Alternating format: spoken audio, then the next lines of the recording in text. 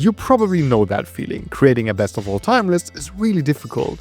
I did it once a few months ago, but it's time to do it again. So here are the 15 best indie games of all time, or rather my favorite indie games ever. I'm pretty sure that this will surprise you, as you won't find some of the all-time fan favorites here. Again, this is an updated version of my video released in 2024, so if you watch that, you'll notice some big changes. Let us all know your favorite indie games of all time in the comments, and let's go! Let's start with Lone Fungus, which is such a brilliant and underrated Metroidvania. That's because it took a lot of inspiration from Hollow Knight, but made it its own thing. A lot of the platforming sections are inspired by the Path of Pain, but they find the perfect balance between approachable and challenging, which makes them enjoyable for more players and extremely satisfying. There are so many abilities to unlock that are useful in combat as well as for exploration, which I think, if implemented well, is the perfect way of making a Metroidvania fun. The result is a great feel for exploration on a huge map, with a countless amount of secret paths, hidden items and optional platforming challenges to discover. Exploration is also a joy, because the more abilities you get, the more fluid the movement and the more acrobatic the mushroom gets. The combat itself is rather simple, but shines with its deep customization through its emblem system and even allows things like changing the way you parry. The cherry on top is the super charming and funny dialogue that brings this strange world to life, so if you play this, don't skip the dialogue. Lone Fungus is everything I want from a Metroidvania, and it even became one of my favorites in the genre. I spent over 100 hours playing this with my girlfriend. That's how captivating Blueprints is to me. In case you haven't heard of this game, Blueprints is a rogue-like puzzle mix in which you need to uncover the mysteries of the strange Mount Holly Manor. And it is strange because the rooms in this house are changing, depending on how you build it. So basically you come across a door and get to choose one of 3 rooms, each with a different effect, amount of doors and resources to find. I won't spoil anything, as figuring out all the puzzles is the best and most important thing of Blueprints, but as you explore the manor, it gets clear early on that you need to find the mysterious room 46. Where it is and how you get there, yeah, that's up to you to find out. Just let me tell you, things are not as they seem. It's not just a matter of carving a path somewhere. It's more about examining every room you build up to the last detail, and it's about taking notes, combining clues, and carefully recreating the story of the manor and the family of the protagonist. All of that may sound vague, but trust me, the less you know, the better. All I will say is that Blueprint started off slow and weird for me, and I almost dropped it. But luckily, I showed it to my girlfriend and she was hooked. We were constantly surprised by the things we found out and what the game turned out to be. It was mind-blowing. Admittedly, you may need a long breath, as some clues may be in your notebook forever, and it may feel like you will never find out what to do with them. But on the other hand, solving a puzzle with the detective skills you develop feels absolutely incredible. I did not expect to like this game this much, but man, it's simply a magnificent piece of art. Ball Pit is one of the most addicting games I've ever played. At first, the premise is simple: throw balls at the enemies. Doing that earns you XP, which levels you up, which makes you stronger and lets you choose new special balls, and so on. But it gets more complex. Finding synergies between special balls is key, and making use of the fusion system, where 2 balls combine their power, is essential. Maybe not as essential as hitting that funny subscribe button, but you get the idea. Then there are items for additional effects, evolutions where 2 balls create something completely new, and most importantly, a ton of characters, all with their own unique twist. There's one that mirrors every ball thrown, one that shoots balls from the other side of the screen, one that makes balls go through enemies, and so many more. And this is where this deeply satisfying meta progression comes in. Characters level up and get stronger. You can use them to build a little town, to farm for materials, and build houses. They not only unlock new characters, but also further enhance your stats. After you beat a level, you unlock the next one, which comes with new enemies and is more difficult. So now you repeat the whole thing. Try to beat it, fail, try it again, unlock more characters, level up, and so on. It all sounds weird on paper, I know, but it totally works, and it's so incredibly addicting. Again, I did not expect to like this as much as I do, but yeah, I could play this every day for the rest of my life. Moonlighter is easily one of my favorite roguelikes. This beautiful game combines classic action roguelite gameplay with a shopkeeper aspect, and it's a match made in heaven. In this case, roguelite means exploring dungeons, finding valuable loot, and fighting tough bosses at night, and selling your rare goods in your shop during the day. With your earned money and materials, you craft better equipment, defeat tougher enemies, get more valuable loot, and repeat this loop. This gameplay is absolutely addictive, and the pacing this results from it is perfect. You're constantly achieving something, like getting richer or crafting new gear. Combat itself is rather simple in its design, but still requires good reflexes and preparation, which makes encounters, bosses especially, full of action and incredibly fun. The music by David Fenn and the gorgeous pixel art add to an overall fantastic experience that feels cozy and exciting at the same time. I haven't even finished Hades 2, and I already consider this to be one of the greatest action games I've ever played. And to be honest, it's not even that different from the first game. But it doesn't have to be. The core gameplay is snappy and fast. Every run feels different thanks to the great arsenal and a lot of random skills. And most importantly, every run means progression.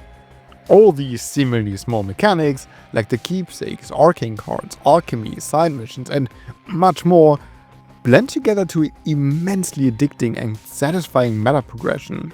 I just can't get enough of this game.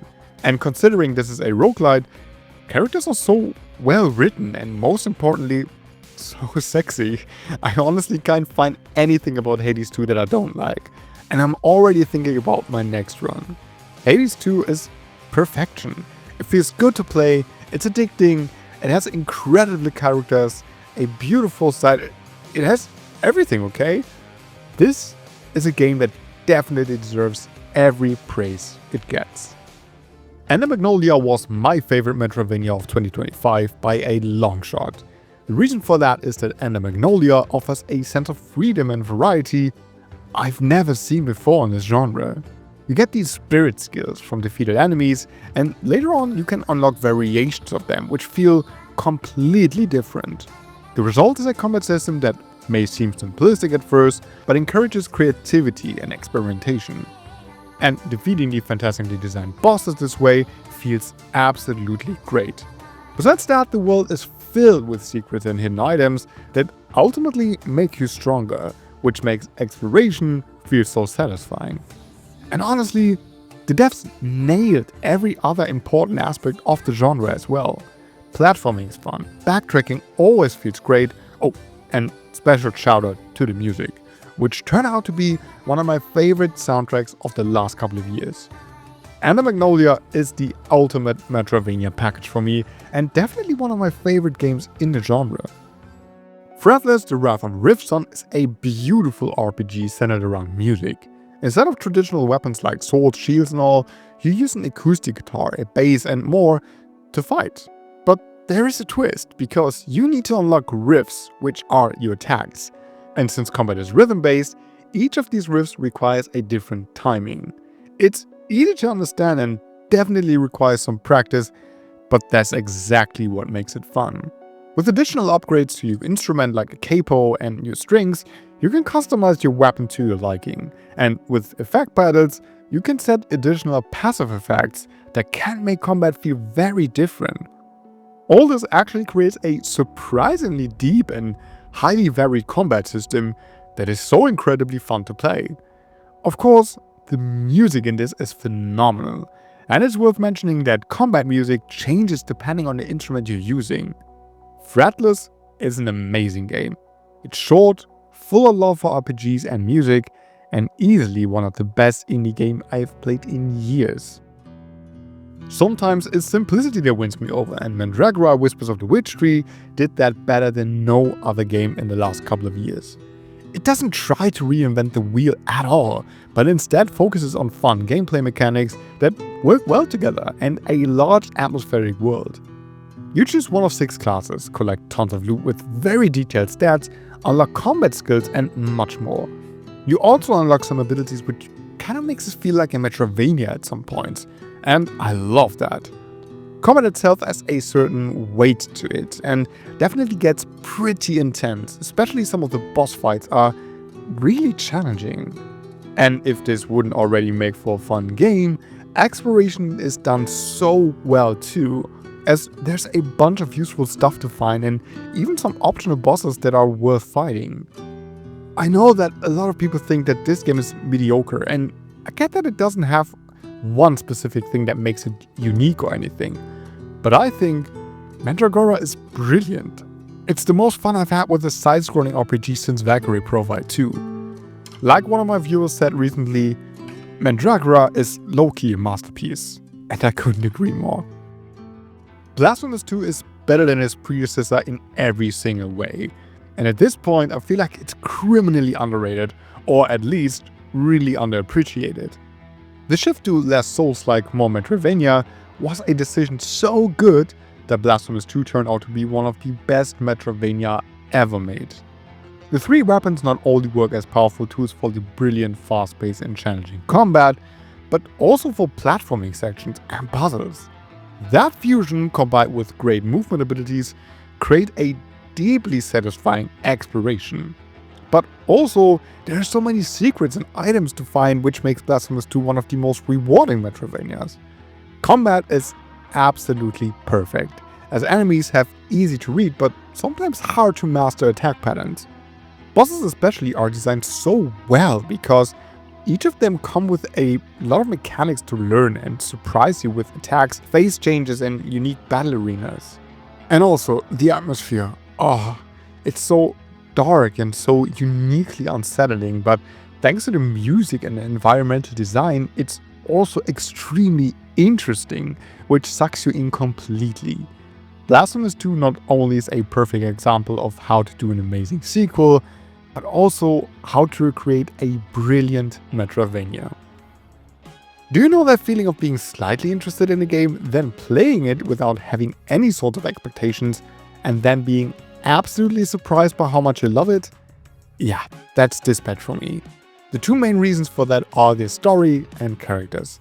I mean, wow, this really feels like you're watching an amazing show on Netflix or something. Every decision you make feels important, no matter how high or low the stakes are in the moment, because you anticipate how characters react. And it turns out that even the small decisions can change how the story plays out. But let me tell you, there are some really big decisions that will not be easy to make and completely change the story. So much so that it's so easy to just start a second playthrough right after the credits roll. Then, the voice acting. It's easily some of the best work I've heard in years, and everyone brings the character to life beautifully. Oh, and I almost forgot, but the gameplay sections in which you actually dispatch the characters is actually super fun. It gets intentionally stressful, but once you get the hang of it, it becomes super addicting. Honestly, instead of watching the next mediocre show on one of the streaming platforms, just play Dispatch. It's an amazing game that made me laugh, made me cry, and simply shocked me with its outstanding writing. I absolutely love this game. I can't stop thinking about this game. Mini Shoot Adventures is a wild mix of different genres, and it works perfectly. It's a twin-stick shooter, but also a Zelda-like and a Metroidvania. You control a cute ship and shoot your way through a vast and beautiful world. The twin-stick shooter combat feels insanely good because it's fast, but responsive and fair at the same time. Upgrading your ship is the best thing ever because it evolves from pew pew to and it's just so much fun. Of course, that's also because the abilities you unlock in the dungeons, and that's the Zelda part here, add a lot of fantastic movement options. They are what you need for exploration, which is the best part about this game. Not only are there so many hidden items to find, but also optional puzzles to solve, racing minigames, and so much more. For the size of this game, this is packed with content. I mean, seriously, the whole gameplay loop of Mini Shoot Adventures is so addictive that I immediately started a second playthrough on a higher difficulty.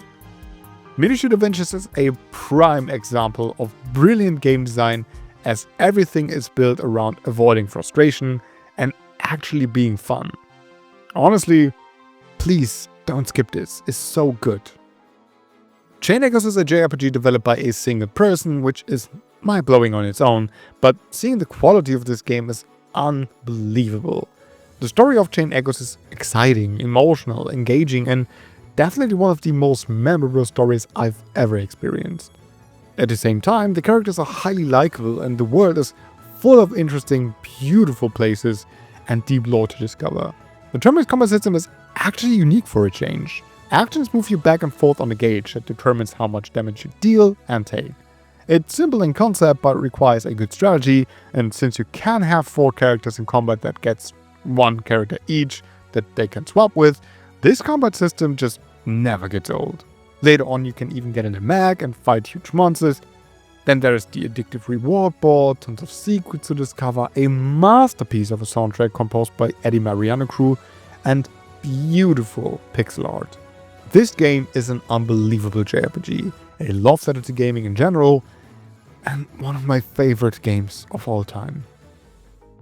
Tunic is a very unique and special game. So unique and so special that I always struggle to get even close to describing this game well, but I try my best. On the surface, Tunic is an action-adventure, and from the looks of it, a lot of people would say it's clearly inspired by Zelda. And that's all true, but it's also so much more than that. Tunic is full of unconventional secrets, which I won't spoil because that's the whole fun of it, but it's more than just paying close attention to the environment to find hidden paths. I mean, that's in there too, but it's so cleverly implemented that every secret you uncover ends up with you saying, "Ah, so that was here all along?" The bold decision to not tell the player anything was brilliant. The only guidance you get is the pages you find to piece together an instruction manual. But then again, this isn't like, yeah, go there, find that, and then go there. It's different. Again, I don't want to spoil anything here because it's the best part of the game to figure this out on your own, but those who know, know. On top of all that, there's a simplistic yet deeply satisfying challenging combat system inspired by Dark Souls, with incredible bosses. Definitely easy to learn but hard to master. And the OST is far beyond a 10 out of 10, giving us some insane synth sounds combined with beautiful piano melodies. The music and the graphics create an atmosphere that feels so out of this world, yet so captivating that I personally didn't want to leave. Tunic is a masterpiece. It truly is, and if you just remotely like to have a unique gaming experience, you have to try this game. Take your time with it, and you will be rewarded with something really special. For the longest time, Crosscode was my favorite indie game of all time, but that changed. Still, playing this game was one of my top 5 experiences with video games ever. There are countless reasons for that, so where should I start? Maybe with the incredible engaging story that is so well written, so emotional, surprising, exciting, and full of absolutely epic moments that it quickly became one of my favorite stories ever told. Or maybe I could start with the brilliant action combat system that is equally fast-paced as it requires precision and strategy, because every single enemy has its own mechanic you have to get behind. Not to mention the awesome elemental powers with crazy cool looking skills. Or maybe I start with the insanely well designed puzzles that are challenging, creative, and extremely satisfying to solve. I could also start with the lovely characters that bring this beautiful pixel world to life with their personalities. Or I start with the soundtrack composed by Dennis Akbulut that is filled with references from the SNES and PS1 era, while being something completely unique with its fantastic melodies. No matter where I start to talk about Crosscode, I just need to be aware that eventually I have to stop talking about it, otherwise I will sit here all day. Crosscode is one of the best games ever made, and one of my favorite indie games of all time. My new favorite indie game of all time is Clair Obscur Expedition 33. This game just moved me so much more than most video games I've played in my life. The twisted story kept me at the edge of my seat and surprised me so often. The pacing is perfect, the presentation, the epicness is just peak, and the atmosphere all this creates is dark and hopeless, yet There's a brilliantly nuanced sense of humor and enthusiasm. It's unreal how the writers managed to pull this balance off. The characters quickly became one of my favorites ever because they all come with their own relatable motives, well-written personalities, and simply one of the best voice and motion capture acting I've ever witnessed. Clear Obscure Expedition 33 also has my new favorite turn-based combat system. I always dreamt of turn-based combat this active, but I'm not a game dev, so I had to wait for it to happen, and man, it's perfect. It requires good reflexes, strategy, and perfect preparation. But it also allows you to build a party with skills and passive abilities that fit your playstyle. It's a really deep system that encourages creativity and experimentation, and it's so much fun. Clear Obscure Expedition 33 is a true masterpiece, and it's rare to get a game this special and with such an impact. I think this game marks a monumental moment for the industry, and for me personally, I now found one of my new favorite games of all time. Alright, that's it. My favorite indie games of all time. Let me know in the comments what your favorite indie game is, and hit subscribe if you enjoyed this videos and want to see more lists like that. Alright, thanks so much for watching, have a great day, and I'll see you in the next video.